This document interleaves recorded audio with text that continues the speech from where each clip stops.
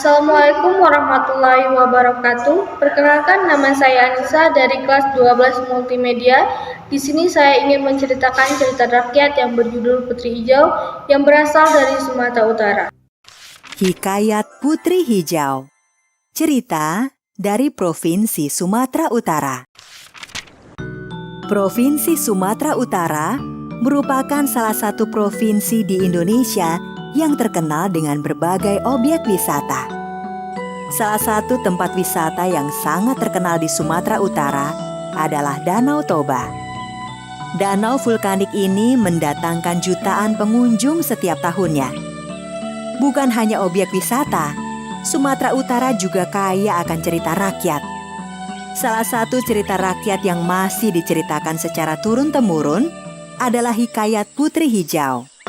Sebuah cerita yang konon terjadi pada masa Kesultanan Delhi. Hikayat Putri Hijau bermula dari Kesultanan Aceh yang terletak di sebelah utara Kesultanan Delhi. Ketika itu, Kesultanan Aceh memiliki armada angkatan laut yang sangat tangguh. Kekuatan militer Kesultanan Aceh merupakan salah satu yang terkuat di Nusantara. Sore itu, seperti biasanya, Sultan Aceh duduk beristirahat di taman istana. Meskipun disegani negara tetangganya, Sultan Aceh masih merasa belum lengkap menjadi pemimpin. Sultan Aceh masih belum menemukan sosok yang layak menjadi permaisurinya. Tiba-tiba saja, Sultan Aceh melihat sebuah cahaya hijau di langit. Cahaya hijau itu berasal dari sebelah selatan. Kalian berdua, selidiki asal-muasal cahaya hijau itu. Siap, Yang Mulia. Dua prajurit kepercayaan Sultan Aceh itu segera menuju ke arah selatan melacak asal-muasal cahaya hijau. Hingga sampailah dua prajurit Aceh itu ke wilayah Kesultanan Delhi. Sesampainya di wilayah Kesultanan Delhi, dua prajurit Aceh itu segera bertanya kepada seorang warga yang ditemuinya. Maaf Tuan, kami hendak bertanya. Kalau boleh tahu, dari mana asal cahaya hijau di langit ketika sore hari itu? Oh, itu berasal dari Putri Hijau. Siapa Putri Hijau itu? Putri Hijau adalah anak ketiga dari Sultan Delhi. Setelah mengetahui asal-muasal cahaya hijau itu, dua prajurit Aceh segera kembali ke istana dan melapor kepada Sultan. Jadi, dari mana asal-muasal cahaya hijau itu? Yang Mulia, cahaya hijau itu ternyata berasal dari Putri Hijau. Putri Hijau? Benar Yang Mulia, Putri Hijau adalah putri dari Sultan Delhi. Sepertinya aku sudah menemukan siapa yang akan menjadi permaisuriku. Meskipun belum pernah bertemu dengan Putri Hijau, namun Sultan Aceh merasa sudah yakin menjadikan Putri Sultan Delhi itu sebagai permaisuri. Rombongan besar kapal-kapal Kesultanan Aceh pun berangkat menuju Kesultanan Delhi. Tujuan rombongan itu adalah untuk melamar Putri Hijau. Sultan Delhi sendiri memiliki 3 orang anak, yaitu Mambang Yazid, Mambang Hayali, dan Putri Hijau. Hari itu, mereka bersiap menyambut kedatangan Sultan Aceh.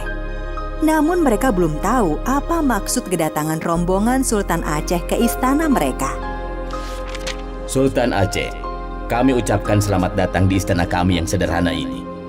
Sungguh kehormatan besar seorang sultan besar berkenan singgah di istana kami. Saya perkenalkan 3 anak saya. Mambang Yazid adalah anak tertua. Kemudian Mambang Hayali. Dan yang terakhir adalah anak bungsu saya, Putri Hijau.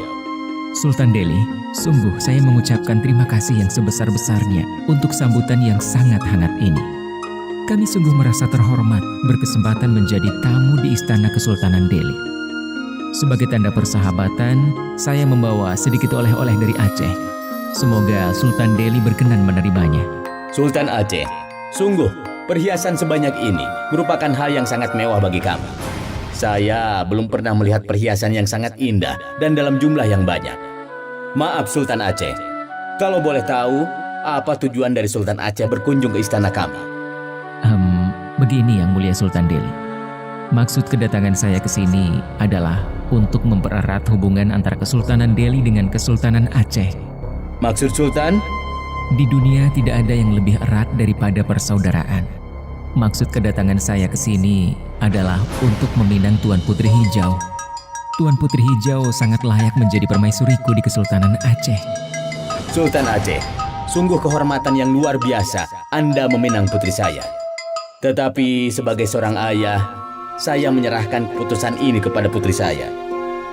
Putriku, kamu telah mendengar sendiri maksud kedatangan Sultan Aceh. Nah, sekarang keputusannya ada di tanganmu. Ayah dan Sultan Aceh akan mendengar secara langsung apa jawabanmu perihal pinangan dari tamu kita ini. Ayahanda, maafkan Ananda. Untuk saat ini, Ananda belum siap untuk menikah. Mendengar lamarannya ditolak, Sultan Aceh pun marah luar biasa karena merasa terhina. Dengan segera, Sultan Aceh memanggil panglima perangnya. Panglima, siapkan semua armada perang. Serang Kesultanan Delhi sekarang juga. Siap, Yang Mulia. Perang pun pecah seketika. Tembakan meriam dari prajurit Aceh seolah tanpa henti menghujani benteng pertahanan Kesultanan Delhi. Benteng pertahanan Delhi tidak mampu bertahan lama. Pelan tapi pasti, para prajurit Aceh semakin mendekati benteng dan berhasil masuk. Terjadilah pertempuran sengit di dalam benteng. Sementara itu, di dalam istana Kesultanan Delhi, Anak-anakku, sepertinya kita tidak bisa bertahan lebih lama lagi. Putriku, jika nanti kamu tertawan, mintalah agar dimasukkan ke dalam kotak kaca. Selain itu, mintalah 9 butir telur ayam dan segenggam beras. Nanti, dalam perjalanan, dari atas kapal, panggillah nama kakakmu, Mambang Yazid, dan lemparkan telur serta beras itu ke dalam laut. setelah berpesan kepada putrinya, Sultan Delhi pun menghilang entah kemana. Sedangkan Mambang Hayali memimpin prajurit Kesultanan Delhi bertahan menghadapi serbuan prajurit Aceh. Sedangkan Mambang Yazid pergi menuju ke arah laut. Akhirnya, Putri Hijau pun tertawan. Kakaknya, Mambang Hayali, tewas dalam pertempuran. Seperti pesan ayahnya, Putri Hijau meminta kotak kaca, 9 butir telur ayam, dan segenggam emas. Di Selat Malaka, dalam perjalanan menuju Aceh, tiba-tiba Putri Hijau keluar dari kotak kaca. Dilemparkannya telur-telur ayam dan segenggam beras ke dalam lautan. Mambang Yazid! Mambang Yazid! Tidak lama kemudian, seekor naga besar muncul dari dalam lautan.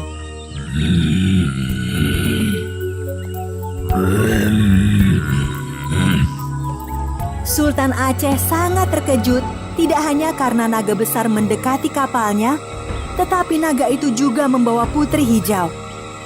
Sang Sultan tidak bisa berbuat apa-apa untuk menghentikan naga yang membawa lari Putri Hijau. Sultan Aceh pun menyesal telah memaksa Putri Hijau menjadi permaisurinya.